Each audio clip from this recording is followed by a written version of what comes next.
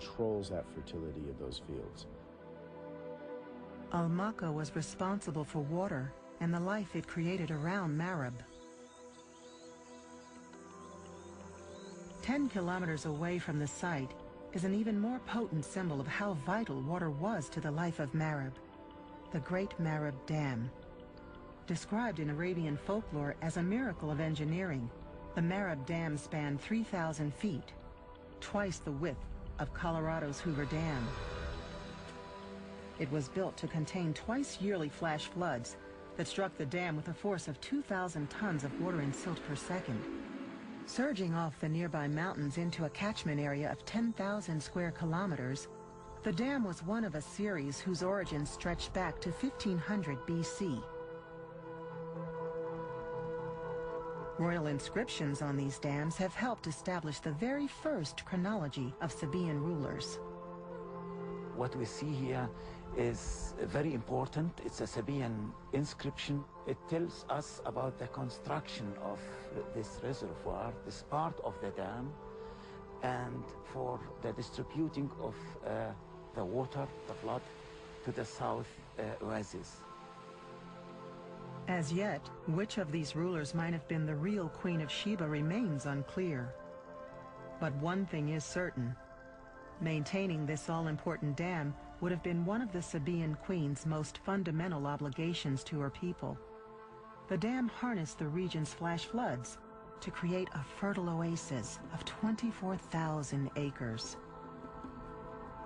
And they built at Marib an agricultural scheme that has really not been equal to our day. A single dam that could water enough cropland to feed upwards of 40,000, 50,000 people, relying strictly on seasonal flash floods, you know, an amazing achievement. In the Quran, Sheba's homeland was known as the Garden of Two Paradises. The oasis that the Marib Dam created fits its description almost exactly. This highly sophisticated irrigation network allowed Marib to flourish as a wealthy and important center of trade. Once that was in place, their living was pretty easy. And it got a lot easier when they realized that on top of that, they had these luxury goods, which the Romans and the Greeks and others further north lusted for. And with their caravans, they could make staggering profits, enough so that the Romans said that basically these were the richest people in the world. Like the wealthiest cultures of the modern world, Sheba's Marib played host to skyscrapers, astonishing tower houses of mud brick and timber that stretched over 80 feet in the air. An echo of Marib's distinctive high-rise buildings can still be found in Yemen's modern capital of Sana'a. And like Sana'a, Marib would once have bustled with merchants and traders.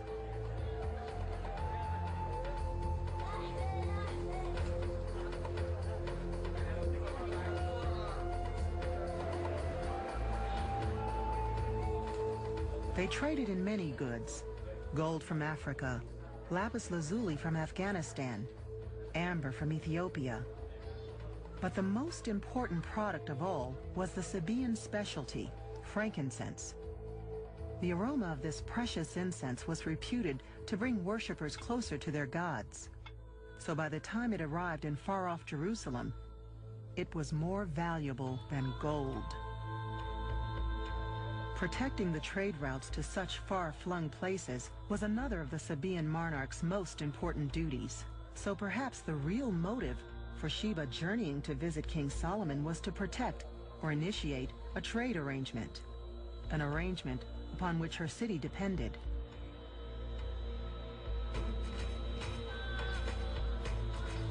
Today, Marib lies empty, the consequence of civil war over a generation ago.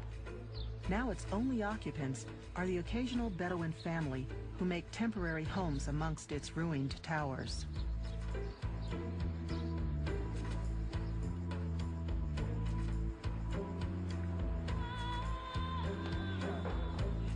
But at the nearby archaeological site, Brian's underground scan has detected a previously unknown feature linking the city to the temple.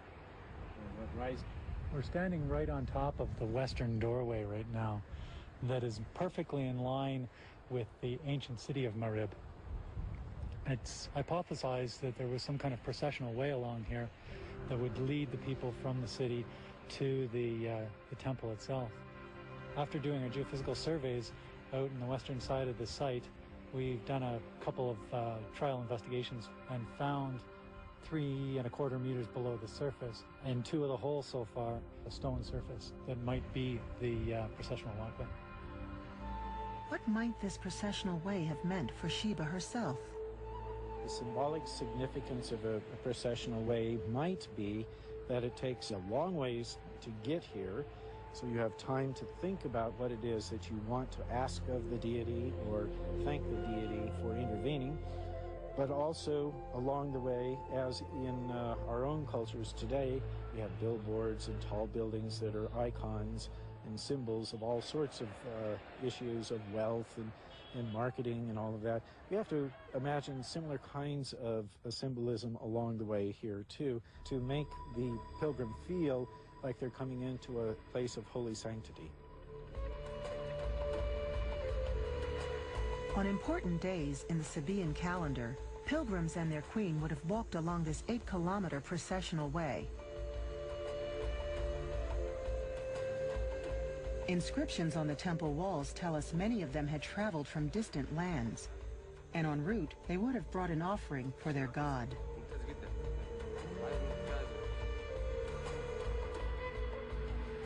At the temple itself, Bill and his team believe they have the most complete picture yet of how the ancient people of Saba worshipped at their most holy shrine.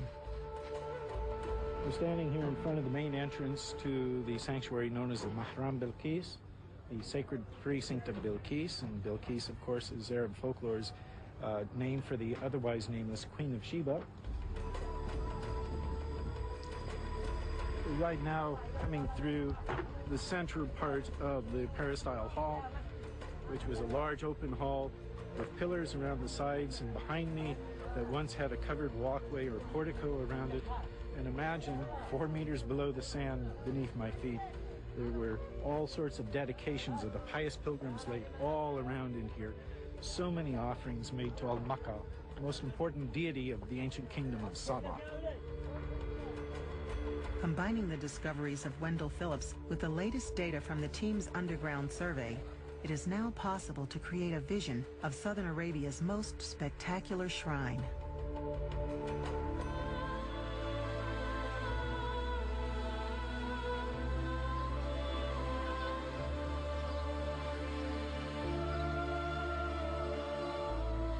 It was along the temple's processional way that 3,000 years ago, the Queen of Sheba might have walked the night before she embarked on her perilous journey to Jerusalem.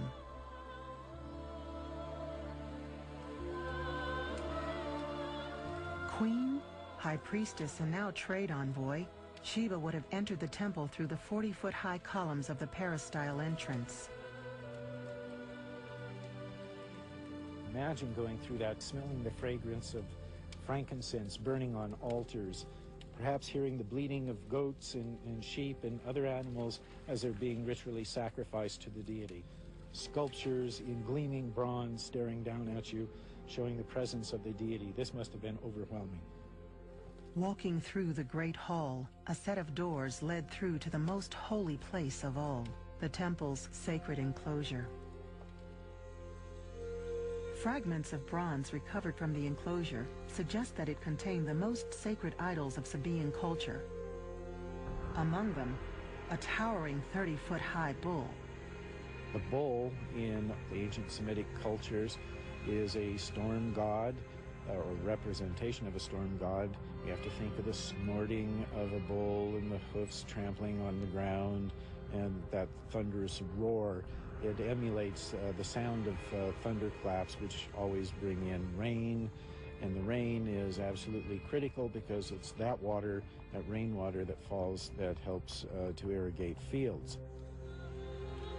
After offering a final blood sacrifice, the Queen of Sheba would have left her temple, beginning an epic 3,000-mile round trip to Jerusalem.